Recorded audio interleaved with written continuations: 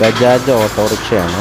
Bajaj autorickshaw X വൈഡിന് നമ്മൾ company കൊടുക്കുന്ന shock up spring എല്ലാം മാറ്റിയിട്ട് അതിൻ്റെ പറച്ചിൽ ചെറിയൊരു ആൾട്രേഷൻ ചെയ്തിട്ട് നമ്മൾ സ്പ്രിങ്ങും ഷോക്കപ്പും സെപ്പറേറ്റ് ആക്കി വെക്കണം.